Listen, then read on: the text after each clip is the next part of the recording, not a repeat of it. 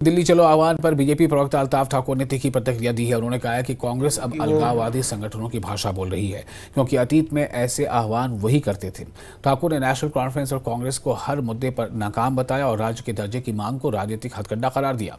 उन्होंने माना कि कांग्रेस को अब एहसास हो गया है कि अनुच्छेद 370 इतिहास बन चुका है। पीडीपी विधायक वहीदुर रहमान पर्रा के बयान पर उन्होंने कहा कि भूमि अभिलेखों का उर्दू में डिजिटलीकरण बेहतर रहेगा, ताकि हर वर्ग को समझने में सुविधा हो।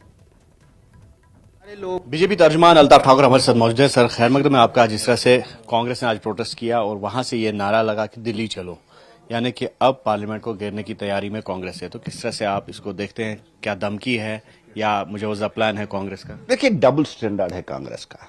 कल तक यही कांग्रेस जम्मू कश्मीर में 370 को लेकर प्रोटेस्ट कर रही थी और 370 वापस लाने की बात कर रही है। कम से कम आज उन्होंने सच्चाई एक्सेप्ट की है कि 370 वापस आने वाला नहीं है, इसलिए अब स्टेटहुड की तरह वो चली गई। स्टेटहुड कमिटमेंट है पीएम साहब की और गृह मंत्री साहब की, ऑलरेडी वो कमिटमेंट है। अब जिस तरह से वो धूस और दबाव वाली ये सियासत करना चाहते हैं, ये वो गवर्नमेंट है जो किसी दबाव में न कभी आई है और न कभी आएगी। स्टेटहुड प्रॉमिस है जम्मू कश्मीर के लोगों के साथ, वो वापस आएगा। अब ये दिल्ली चलो, कौन सा चलो, क्या चलो, मुझे लगता है कि गिलानी और जितने भी यहाँ वो दूसरे अलगाववादी नेता थे जो हमेशा चलो की काल, उसी चलो को ये फॉलो कर रहे हैं। बेसिकली एक नया शोशा है जम्मू कश्मीर के अवाम को धोखा देने के लिए, क्योंकि ये कोलिशन में है नेशनल कॉन्फ्रेंस के साथ यहाँ जम्मू कश्मीर में, और ये फेल है। पिछले 9 महीनों से ये कुछ नहीं कर पाए।